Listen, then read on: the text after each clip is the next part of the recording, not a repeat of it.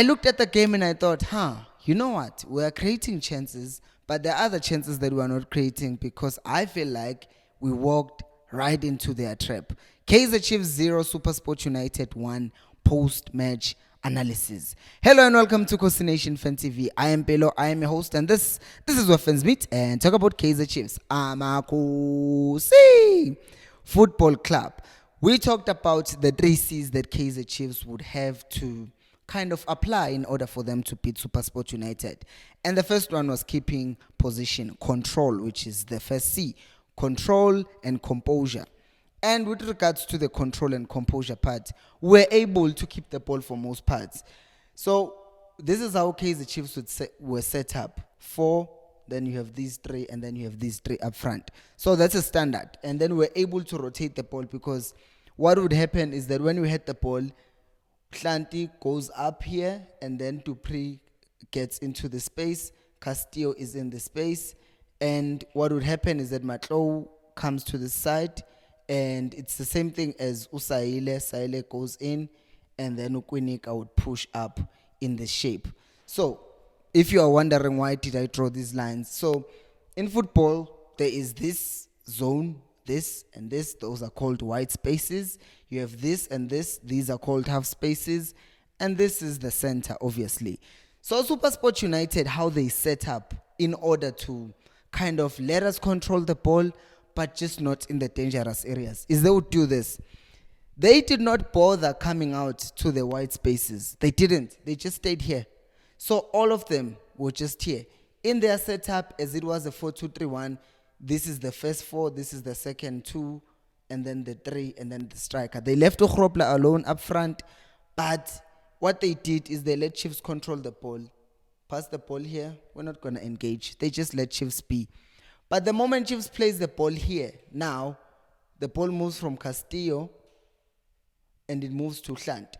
The moment the ball is here, now it's kind of dangerous because once we are there, now we can move the ball and cross it with Uhlanti, obviously. So now when we're here, that's when you'd see Lungu going across, or in this case, Ulake, if the ball was this side, going across and pressing.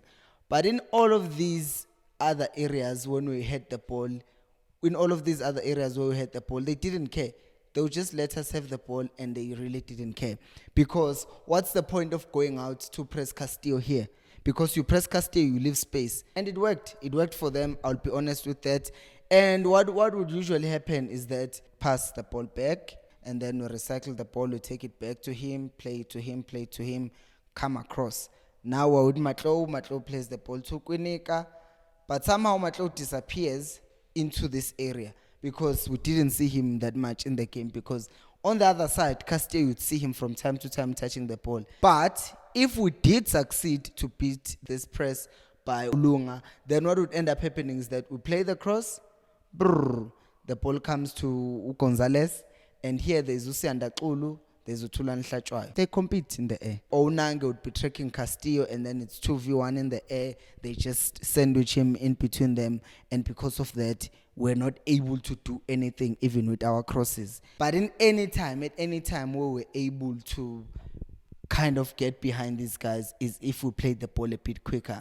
And that's the only way that it worked, because this thing of slowly passing around, it's good to have position, but sometimes you must do something with it.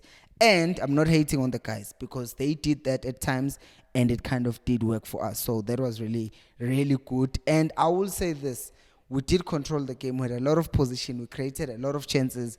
But the second C, well, the C that goes with control, which is composure, we did not apply that. Because once again, at times, as I said, that the times where we're able to kind of move past them, it was because we're playing 1, 2, 3, boom. But there was another chance. If you check the highlights, you'll see it's the first chance that I show. The ball was on the right. So the ball is played, we're here deeper, and Supersport were a bit higher. So what happened is that the ball was played from defense, and Dupree at the time was wide because we're defending. So Hlant was somewhere here. So we played the ball to Dupree. Dupree gets past this guy, and he plays this cross. And at that time, Ut Gonzalez, since we're defending, was here. And Saile overlaps, he tries to get the ball, but it was late. Because in those transitional moments, or in those moments when we try to play the ball faster, then that was the time we're able to get behind Supersport. Problem is, then we're not quick enough to get into the end of those balls. We need a person who can carry the ball because we already have these players. Matt is a passer of the ball. Castillo is a good passer of the ball. Matlo, at times, he can carry the ball. He had to be here. But the problem is, this side, if you're in a half space already, then you have someone who's going to engage you in Lake.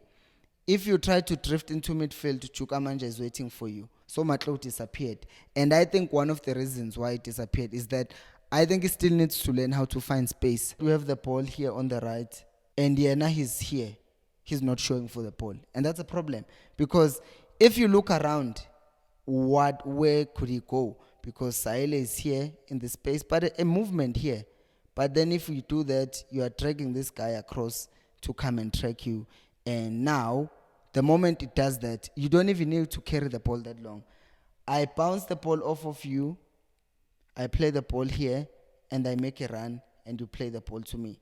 Because what happens is that this defender, it's either he tracks him, but if he tracks him, he leaves space for this one, or this one will have to track him. But now we're kind of forcing them even further into their box.